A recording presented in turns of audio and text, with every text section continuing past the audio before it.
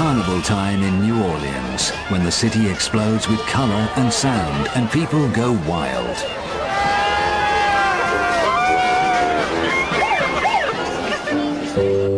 But for one person, New Orleans holds a different kind of magic. Judith Very Baker first came here in April 1963, 7 months before Kennedy's assassination in Dallas. She fell deeply in love with a man she met here, who was to change her life forever. That man was Lee Harvey Oswald.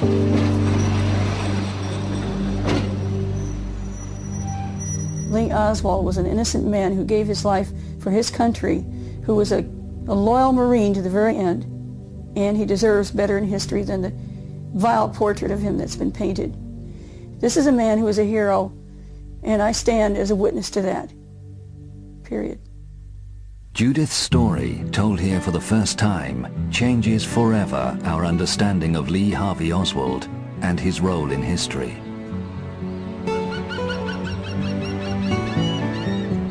That story begins in Bradenton, Florida, where as a young schoolgirl Judith excelled in science, as her sister Linda explains. By the time she was in high school, she was extremely dedicated to her work. And when I say to her work, it was her scientific studies, her projects that she worked on. And she always had this interest in cancer research. She wanted to be the person who could cure cancer, and she was determined to do that. Her exceptional abilities were soon drawing local and then national attention. When I was in high school, I noticed that I was focusing on things that were of interest to the military. My work with cancer, my work with, getting metal out of seawater and all that, excited a great deal of interest. I gave lung cancer to mice faster than it had ever been done before with all their big labs and everything else. They were astonished. And they even went to my school and checked everything out, and of course I had all the proof. All the doors opened from there. I found myself invited as soon as I could graduate. I was sent to Buffalo, New York, to the oldest and most prestigious, at that time, cancer research center in the United States, Roswell Park Memorial Institute for Cancer Research, under the auspices of Dr. Deal and Dr. Ochsner. Dr. Alton Ochsner, one of the world's leading cancer specialists, was fiercely anti-communist. He was to play a crucial role in Judith's life. Without realizing it, she was being subtly drawn into clandestine research work. This became apparent in 1962, when she became a full-time student at the University of Florida in Gainesville. I was getting specialized in deadly cancers. It was made clear to me by the time I entered the University of Florida, they didn't want people knowing that we were working on projects that might have to do with eventually competing with Russia on the matter of using cancer as a bioweapon. She was very gullible. She didn't have people experience. She was always in a laboratory working. So yeah, she was very capable of being taken advantage of without ever knowing it until it was too late. In the spring of 1963, Judith was invited to join Dr. Ochsner in New Orleans on a temporary assignment. It was an exciting offer for the young scientist. The Ochsner Clinic and its founder were world-renowned. Dr. Alton Ochsner, who was famous as the first physician to link smoking and cancer, and who had many military and government connections, he said he needed me there, and that he wanted me to work in the bone cancer lab with Dr. Mary Sherman. Dr. Mary Sherman was working on some cutting-edge research, and the blood sedimentation work I was doing they thought would be valuable. On top of that, he'd been telling me what to do for a couple of years now and was interested in everything I was doing. This man was virulently anti-Castro, and he knew about my anti-Castro feelings. Judith arrived in New Orleans on April 20th, 1963, 2 weeks before she was to meet Ochsner. She was a naive 19-year-old alone for the first time in a big city. She was to be joined 10 days later by her fiancé, Robert Baker. While she awaited his arrival, Judith took a room at the YWCA, close to the downtown area. The following week, she went to the main post office to pick up a letter from her husband-to-be. As I asked for the letter from Robert Baker and obtained it, when I reached for it, I dropped the newspaper, and this very clean cut young gentleman standing behind me picked it up and handed it back. I looked at him, and he smiled, and he's young like I am, and he was so clean cut and so polite that when he asked me if he could walk me home, I said yes. That was how I met Lee Harvey Oswald for the first time. I have to call it instant chemistry. I never felt such an attraction for anyone, either then or ever in my life since. It was love at first sight, and I know he felt the same way about me too. New Orleans was Oswald's hometown, and overnight he became Judith's guide and protector. The first person he introduced her to was a man he called Dr. David Ferry, a close friend. They met in a local restaurant. He was wearing an airline captain pilot's hat, and he had his pilot's jacket on and a ring, and here I'd been told he was Dr. David Ferry, but now I also realized he was Captain David Ferry, had been with Eastern Airlines. This is a man who probably could talk to you on any subject at length. He could discourse on anything, and he could speak knowledgeably to me about cancer research even. He was actually, he said, working on a project. He would like me to see it. He knew who Ochsner was. He not only knew Dr. Mary Sherman, she was his friend. So all of these things were of great interest to me. I wanted very much to know more about this strange man, Dr. David Ferry, who was also the captain. Later that day, Oswald took Judith to David Ferry's apartment in this suburb of New Orleans. Unwittingly, she was being drawn into a deadly game. David Ferry's apartment was the upper half of a white Spanish-style building, and we entered from the back. People who knew David Ferry would not enter from the front. So as we sat down, and we're sitting down on an antique piece of furniture from his mother. He has nice chintz curtains, but the rest of it looks like 6 or 7 garage sales all slammed together. He had a book on nursing and surgical procedures, how to do operations. He had the DIFCO manual, and nobody has the DIFCO manual unless they're doing cancer research or other kinds of tissue culture and so on. We were there not only most of the day, but all night long that night. And I took reams of notes on what he was saying. To Judith's amazement, Ferry began to talk about a secret government medical project against Castro, involving himself and Mary Sherman, overseen by Alton Ochsner. I knew that Dr. Ochsner had been working on a variety of different projects, and that because of his association with anti-Castro people such as David Ferry, this seemed very possible to me that Dr. Ochsner and Dr. Sherman might be involved with David Ferry. And of course he spoke knowledgeably of both people. However, following a raucous party at Ferry's apartment, Judith began to have reservations about her exotic new friends and their wild claims. I was already falling in love with Lee Oswald, but I didn't know him that well. So I was concerned, and I asked Lee to show me. I need to find out, really, is the government really involved in this? I might be being lied to. I hadn't even met Dr. Ochsner yet and wasn't supposed to for another few days. To reassure Judith of his official status, Oswald took her downtown to meet another close associate, Guy Bannister, a former FBI man now operating as a private investigator. There on the wall, there it was. This man was the head of the FBI in Chicago. He carried a beautiful big gun right there on his shoulder holster. He had all kinds of credentials, and he affirmed that Lee was working on an anti-Castro project. That was good enough for me. Judith was even more impressed when Lee later took her to the 3rd floor of Bannister's building, where she saw assorted military equipment stored. Lee told me that he was in New Orleans for several reasons. One of them was to make a training film, and that he was working with these anti-Castro insurgents to help teach some of these young Cubans how to use ammunition, how to, do their guns, how to fire, and all that. He was part of this, but he had several other projects he was also working on. He was a very busy man there. Less than a week in New Orleans had turned Judith's life upside down. With the arrival of her fiancé, Robert Baker, she faced a difficult choice. I knew I was falling in love with Lee Oswald, and I knew Lee was falling in love with me.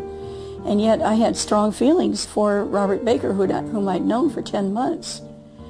Lee told me at that time that he had beaten his wife, Marina, and he was sorry, and we talked about that, and I told him that that was really disgusting to me. And I had wanted nothing to do with anyone who was violent. I believe if Lee had not told me that, I don't believe I would have married Robert Baker. But she did. Robert had found lucrative employment in the Gulf of Mexico and had one day in which to marry Judith. Work came before romance. On May 3rd, he kisses me, we have a wonderful tumble in bed, and then he's gone. And he'll be gone for weeks. Left alone in New Orleans, the newlywed needed secure accommodation. Lee came to her rescue with a convenient rental property. Lee Oswald moved me into 1032 Marengo Street on May 4th, 1963, and we spent most of the day getting me accommodated. He even brought 4 begonias to put in the windows. Nobody knows, they say, what Lee Oswald was doing on May 4th, but I do. The most important entrance to 1032 Marengo was here in the back. And next to this door in the back is a window and windowsill where we kept the key so that Lee could get in whenever he needed to. The owner of 1032 Marengo was a widow named Susie Hanover. She had the back half, we had the front half. And she was so kind as to warn me and Lee if someone was coming. She liked Lee very much and had known him for a long time, apparently, from the time he had been a young person growing up here in New Orleans. Shortly after moving in, Judith had a meeting with Alton Ochsner at this hospital, her first since arriving in New Orleans. She did not go alone. Lee accompanied me there and told me that he had to go in first to talk to Dr. Ochsner. This made me recognize that he had already had a prior association with Ochsner. When I went in, Dr. Ochsner began to explain to me, and I'd already been apprised a great deal more by Dr. David Ferry, about the project that he had been working on for over a year. And this clearly had to do with working with these deadly cancer strains that he knew I was well adept at handling. The idea was to try and get Castro ill, very ill, and eliminated through what seemed a natural cause, in this case, cancer. The attractiveness of the plan that Dr. Ochsner and Dr. Sherman and David Ferry were working on is that up to now, attempts to kill Castro had to involve some kind of violence that could be traced to some country or individual. And that could lead to war. World War III, maybe, if Russia intervened. This was considered, in my mind, a noble experiment, a noble attempt to do away with Castro without anyone getting blamed or with only a few people being involved, because it was biomedical. At any rate, at the end of the summer, he promised me that I would skip 2 years of school and go directly into medical school at Tulane Medical School. Of course, how could I say no? Having agreed to join the Kill Castro medical team, Judith and Lee were assigned cover jobs at the Riley Coffee Company in downtown New Orleans. Rain or shine, Lee and I would get off the bus and we'd walk this way to go to Riley Coffee Company in the morning. And what we would do is go through these doors. He would go that direction to the right, to the shipping and packing and where the machinery was and the roasters. I would go to the left, up into the executive suites where I worked as a secretary for Mr. Monahan.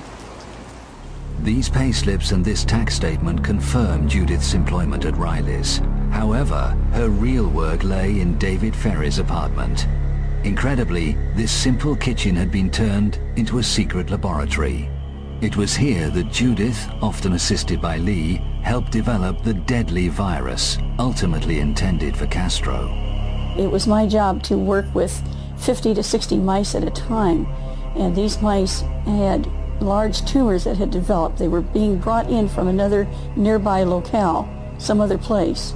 Now, these animals had already been inoculated with cancer when they were weanling mice, very, very tiny, and in a matter of a week or so, the cancer that they had developed at this time, the lumps and the tumors were as large as these little mice, so to the point where they could hardly drag these huge tumors along. And we would actually have to kill these mice, cut out the tumors, weigh the tumors, see which ones were the the heaviest, because those were the fastest growing. We were interested in the weight and how fast these tumors grew. We were after a vicious cancer, a galloping cancer.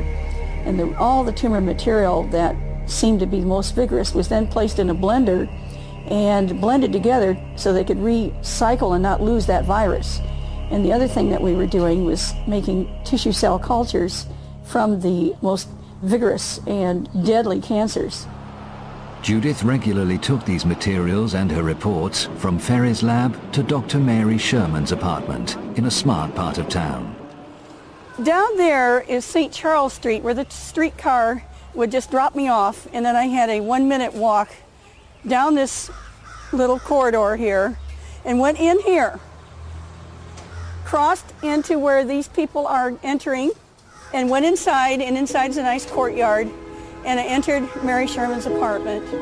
And I usually drop things off. Sometimes I would stay there and read and wait for her to come. Dr. Mary Sherman was not a person who was anything but gracious and an honorable lady in every sense. I never felt like she was someone who had any vices at all.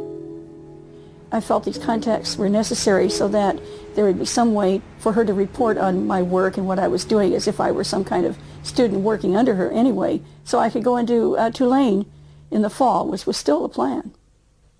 Mary Sherman secretly carried out vital work on the bioweapon at another location. Oswald was the go-between.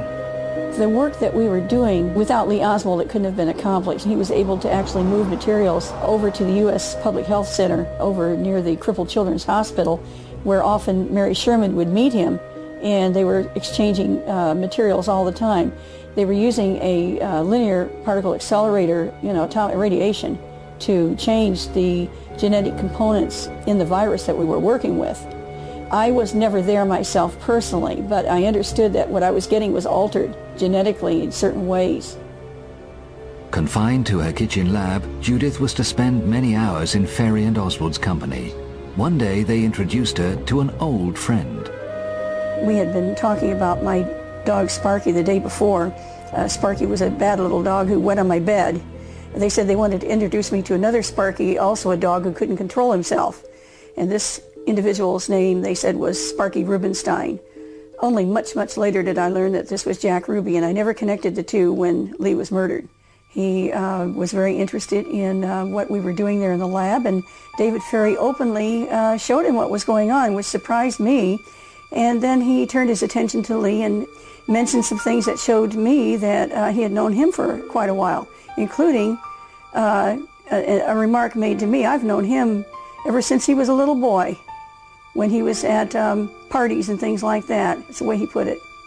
No official investigation into Kennedy's assassination has found any connection between Ruby and Oswald.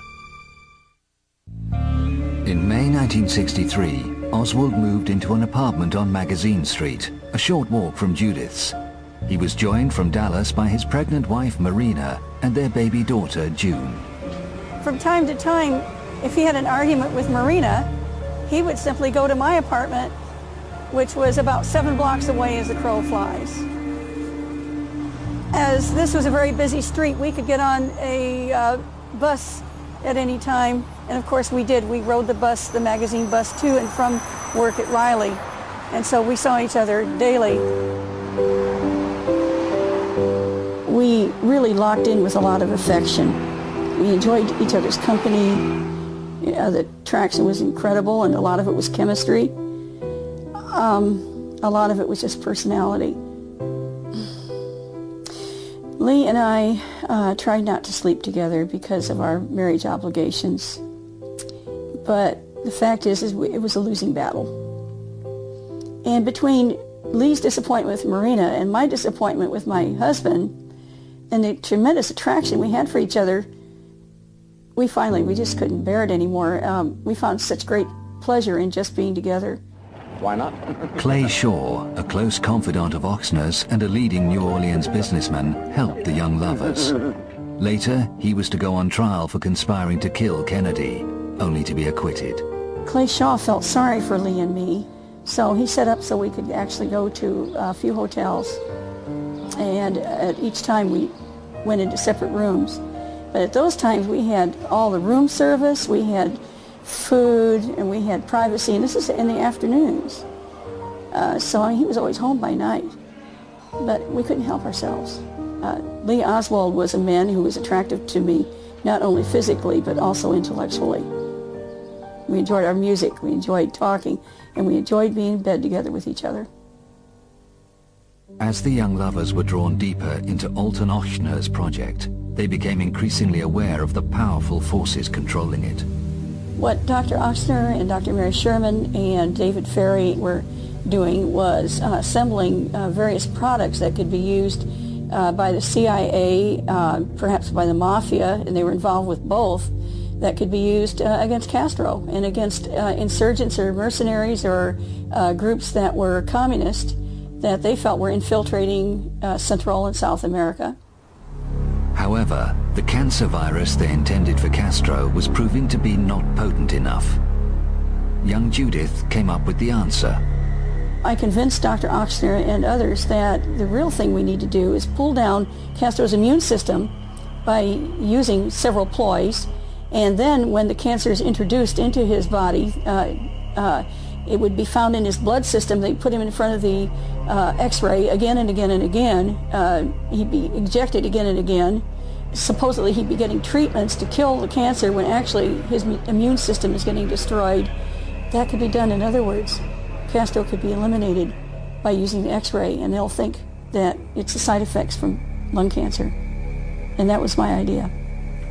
Judith and Lee felt intense pressure to succeed. They were horrified to learn that some of the sponsors of the Kill Castro program were also interested in getting rid of Kennedy because of his perceived failure to deal with the communist threat so close to America's shores. We were aware of this through David Ferry, who had infiltrated groups who were planning or trying to kill Kennedy and or to kill Castro. By focusing on Cuba, if Castro were dead, and taking over Cuba again, everybody would be satisfied. The military, the CIA, the Mafia, and other elements, the anti-Castroites. Everybody would be happy if Castro were out of the picture. Otherwise, it seemed that these people really basically were focused on eliminating Kennedy, and then they could do as they pleased with Cuba, with another administration. And a lot of these people had a lot of power. It was a frightening thing for me to hear about all these things. But for Agent Oswald, the Kill Castro project was only one of several undercover assignments that summer, as Judith learned.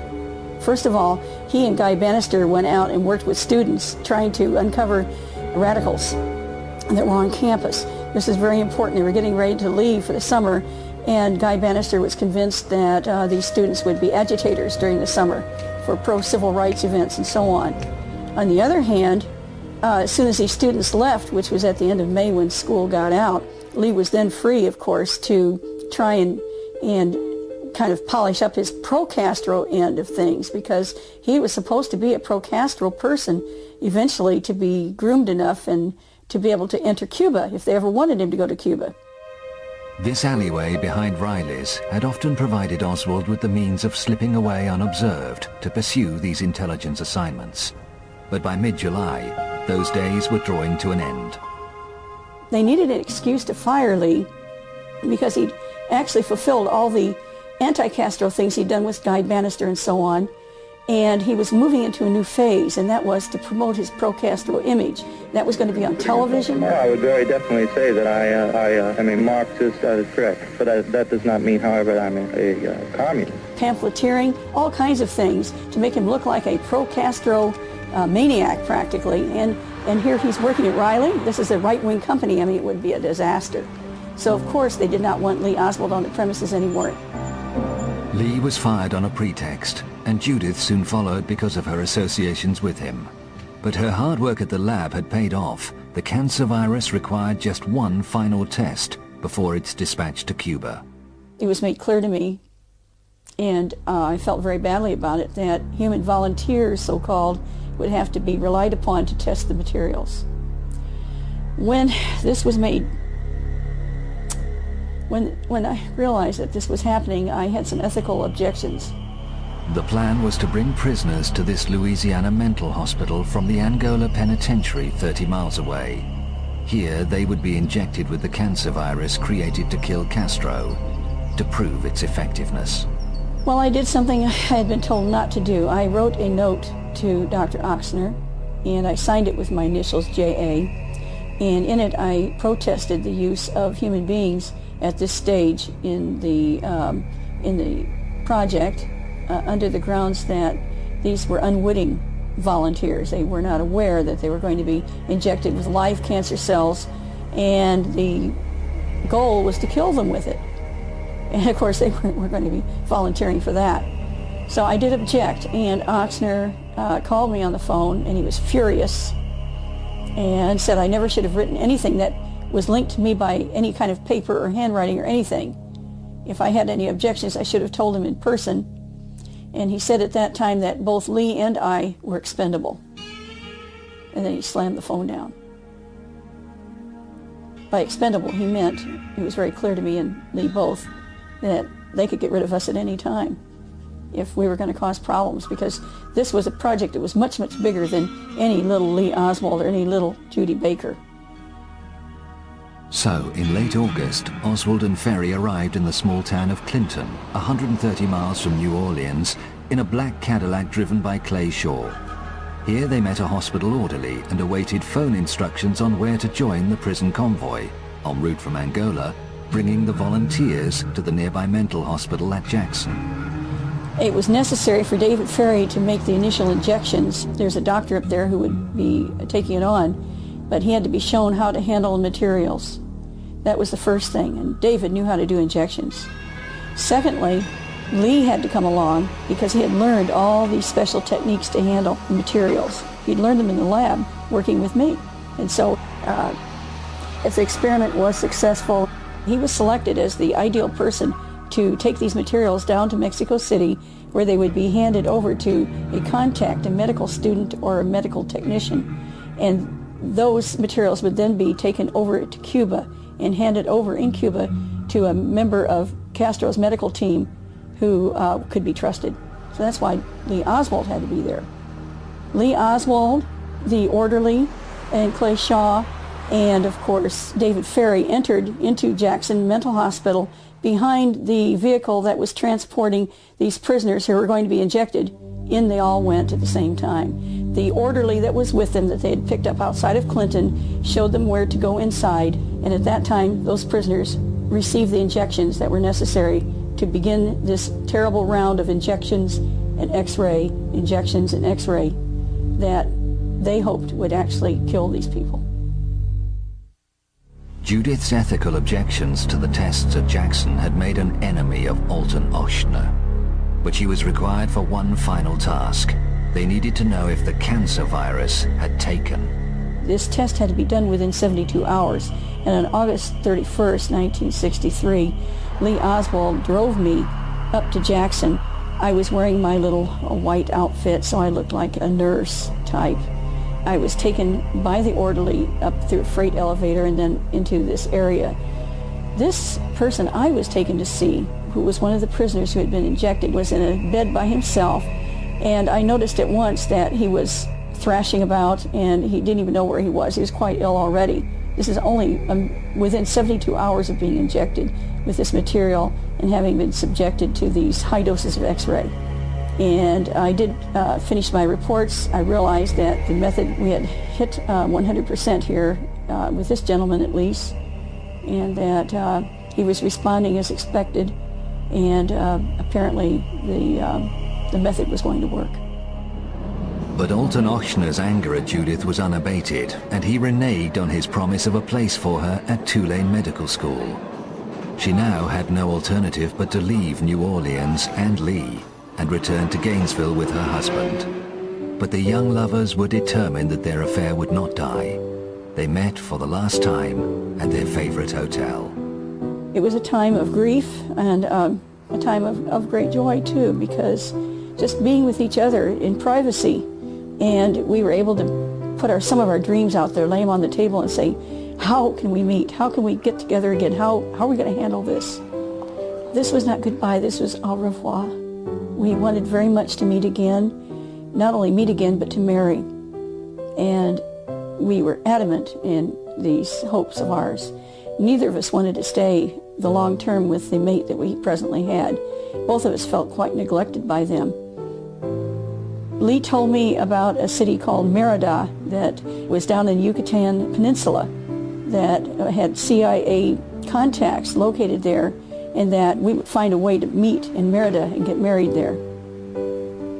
And it was the last time I saw him in the flesh, except for a brief glance at him the next day when we pulled out of town, heading toward Fort Walton Beach, Robert's parents' home. And Lee is standing there on the corner. He's dressed in flip-flops and a pair of plain pants and a white T-shirt, and he's reading a newspaper. And he lowers the newspaper, and I'm looking into his eyes as the car turns a corner, and it's the last time I saw him face to face. At Jackson, within a month of Judith's departure, the first prisoner injected with cancer died. She later learned Oswald traveled to Mexico City in late September to hand over the deadly materials intended for Castro. But his trip was a catastrophe. The drop for the flasks containing the serum was a souvenir shop, but no one showed. Even his main CIA contact, a mysterious Mr. B, had suddenly left for Washington. He began to do everything he said he possibly could think of that might make him get a chance to meet someone who would be able to take the material from him. And he said at the last, if that didn't work, he even tried to figure out ways himself to get into Cuba because he felt he had enough credentials he might be able to pull it off. Frantic efforts in Mexico City to secure a Cuban transit visa failed, and a disillusioned Oswald returned to the USA in early October. In Dallas, his handlers told him that Hurricane Flora had brought chaos to Cuba, and the mission to murder Castro had been aborted. He was given new orders. He would be getting a job, just like he had at Riley. It was all set up in advance at this particular building known today as the Texas School Book Depository building. In the weeks before the assassination, Lee was still able to confide in Judith, thanks to David Ferry. He did manage to set up through the Mafia a special phone line using their racing telephone lines that they had between Miami and Dallas. And that was perfectly free. We didn't have to spend a nickel. During the 14 or 15 telephone calls that Lee and I exchanged, most of them to me, these calls lasting about an hour to an hour and 45 minutes, the tone of the conversations as time wore on got more and more desperate in a way. Lee was penetrating a ring that he had gotten introduced into by David Ferry and Clay Shaw, and Lee put on the robes of one who was interested in sincerely assassinating the president, and this was not ever the case in reality. It was pretty well known to me by just a little bit before the assassination that Dealey Plaza and the airport and the Trade Mart were the three sites that they were going to try and kill Kennedy. If they didn't get him at one, it'd be at one of the others. He didn't know that he might be at Dealey Plaza itself. He even told me the second last phone call we had that they might call him and ask him to go somewhere else at lunchtime or something. And the they I'm talking about became more and more indistinct to him because every time he met one or two of them, it was somebody he didn't know. Kennedy's arrival in Dallas was now only 5 days away. When Lee called me on Sunday, November 17th, this was a very harrowing call for me. I'm talking to a man who says, don't feel sorry for me. You've got to understand that this is fulfilling a dream. I might be able to save the president. And he said, that's worth dying for. He said, I'm not scared to die so much. I'm just scared about leaving my kids behind and they'll think maybe I did it because they're going to try to blame me. Now, he's talking this way on Sunday. He had the idea that he never probably would have lived a long time because I said, you know, it's like an oak tree. You're just getting started in your life. And he said, no. He said, I'm like a lily. He said, that's beautiful too.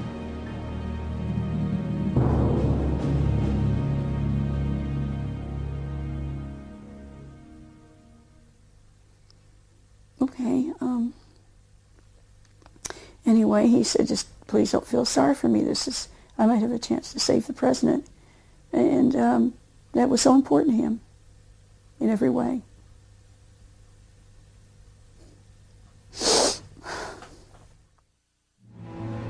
On Wednesday, November 20th, 1963, Judith, frantic with worry, called Lee at his workplace, the Texas School Book Depository.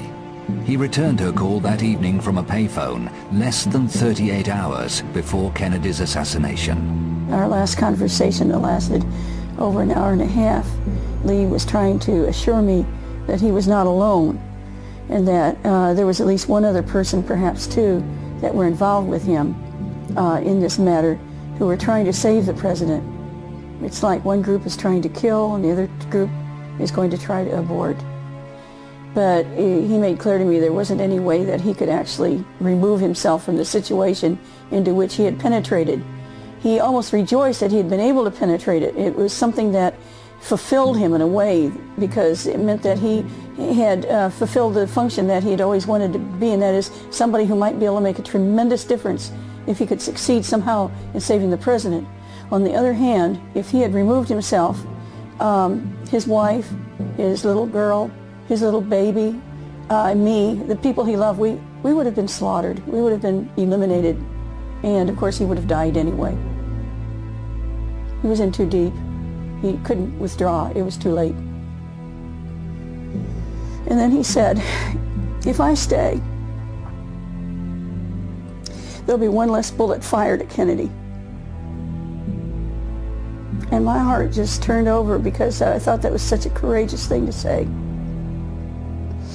And then he said, you know, look at all the people who have kids. He said, you're smart and you love children. He says, please have children for me. Have babies. Please have babies for me. So I had 5. I had 5 babies.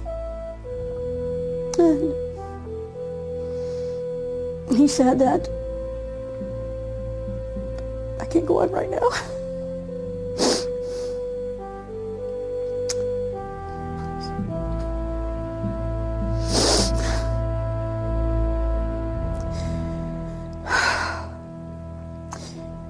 In the final minutes of our call, he gave me some of the concerns he had. The most he had been able to find out that there was a connection between the assassination and persons whose names were Billy Celestes and Bobby Baker. Not that they were directly involved, but because of them.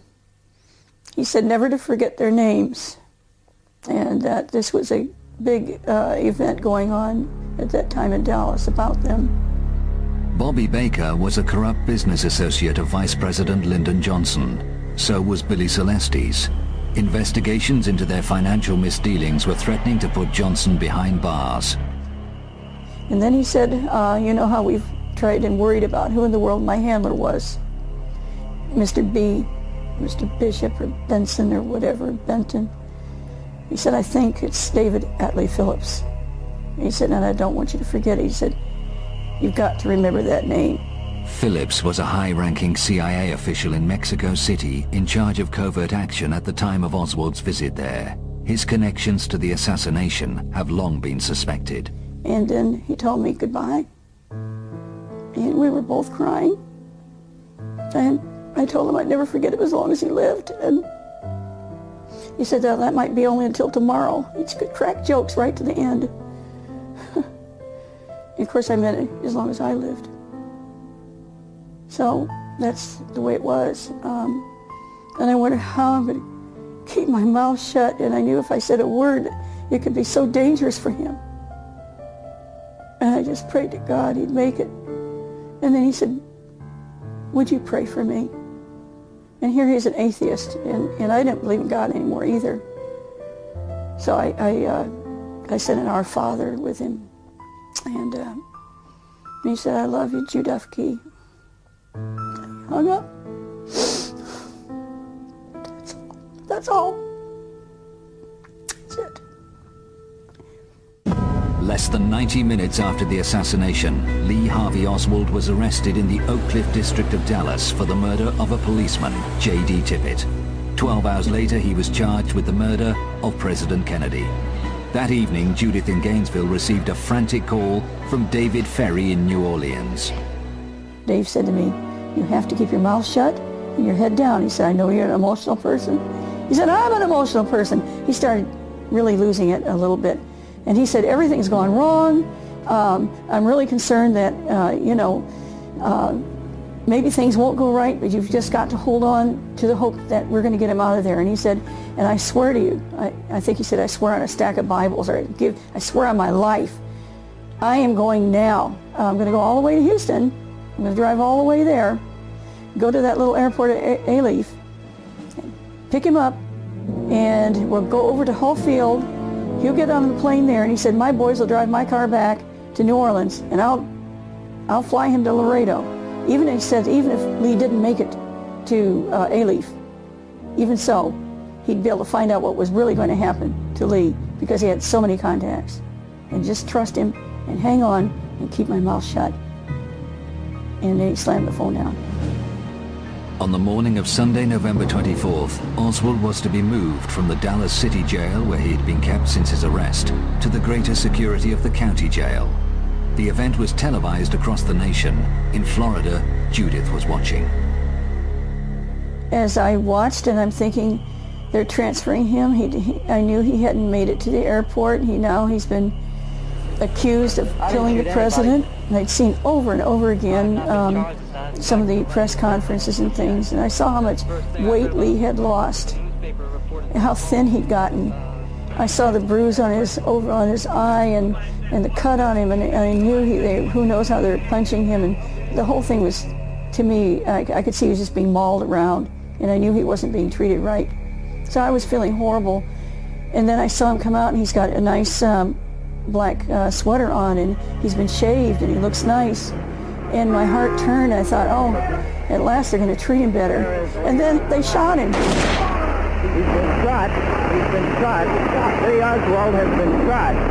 There's a man with a gun. Absolute panic. I think I don't know what happened to me. I don't remember anything literally for hours after he was shot, and I was trying to see what happened, and my friend, I think, started to scream. I think I was crying, and I knew he was dead.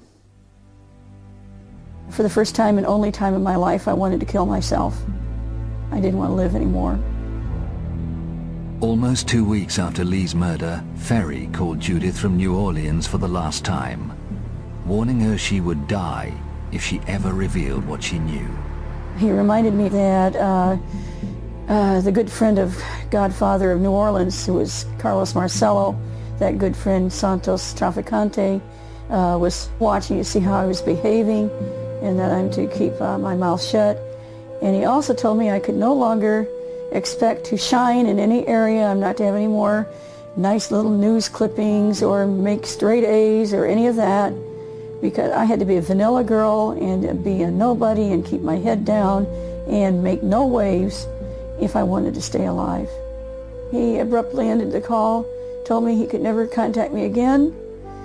He told me that I was never to speak about any of this to anybody again, for all our own goods. And I never spoke to anybody about anything because I didn't want to die. No more science work, no more trying to help anybody, no more trying to cure cancer. Everything had gone wrong, everything. That's it. Judith kept her secret for 40 years, but with her children grown up, she finally decided to break her silence before it was too late. It's been a huge embarrassment to my family, to my children, a shock to them. I've always raised them to be very moral, and here their mother is saying that she was the mistress of an alleged assassin of the President of the United States. I want to make it clear that I'm making this statement at cost to me personally and to my family, but that it is the right thing to do because Lee Oswald is an innocent man, and my only and sole desire is to see his name cleared. Did you kill the president? No, I've not been charged with that. In fact, nobody has said that to me yet. Oswald, did you shoot the president? I didn't shoot anybody, sir. I haven't been told what I'm here for. Do you have a lawyer? No, sir, I don't. I do request for someone to come forward to give me a legal assistance. I gave lung cancer to mice faster than it had ever been done before with all their big labs and everything else. They were astonished. And they even went to my school and checked everything out, and of course I had all the proof. All the doors opened from there. I found myself invited as soon as I could graduate. I was sent to Buffalo, New York, to the oldest and most prestigious, at that time, cancer research center in the United States, Roswell Park Memorial Institute for Cancer Research, under the auspices of Dr. Deal and Dr. Ochsner. Dr. Alton Ochsner, one of the world's leading cancer specialists, was fiercely anti-communist. He was to play a crucial role in Judith's life. Without realizing it, she was being subtly drawn into clandestine research work. This became apparent in 1962, when she became a full-time student at the University of Florida in Gainesville. I was getting specialized in deadly cancers. Dr. Mary Sherman was working on some cutting-edge research, and the blood sedimentation work I was doing they thought would be valuable. On top of that, he'd been telling me what to do for a couple of years now and was interested in everything I was doing. This man was virulently anti-Castro, and he knew about my anti-Castro feelings. Judith arrived in New Orleans on April 20th, 1963, 2 weeks before she was to meet Ochsner. She was a naive 19-year-old alone for the first time in a big city. She was to be joined 10 days later by her fiancé, Robert Baker. While she awaited his arrival, Judith took a room at the YWCA, close to the downtown area. The following week, she went to the main post office to pick up a letter from her husband-to-be. As I asked for the letter from Robert Baker and obtained it, when I reached for it, Story told here for the first time changes forever our understanding of Lee Harvey Oswald and his role in history.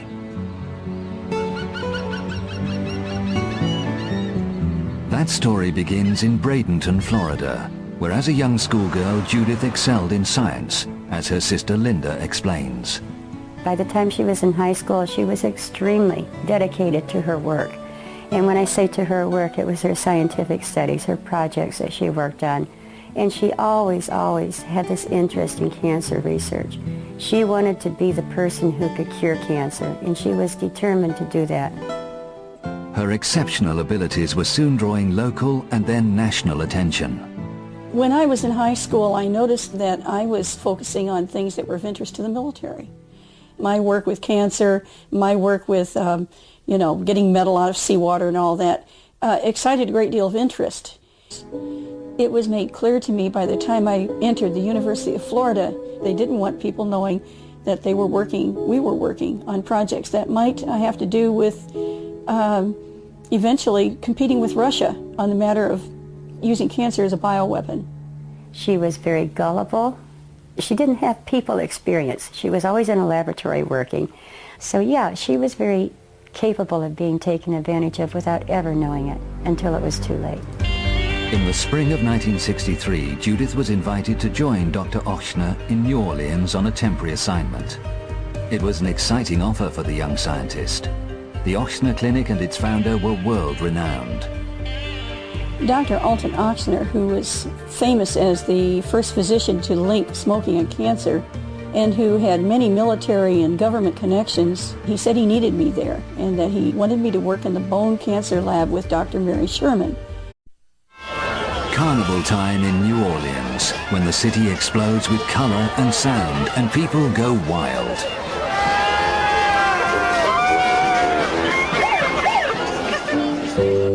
But for one person, New Orleans holds a different kind of magic. Judith Very Baker first came here in April 1963, 7 months before Kennedy's assassination in Dallas. She fell deeply in love with a man she met here, who was to change her life forever. That man was Lee Harvey Oswald.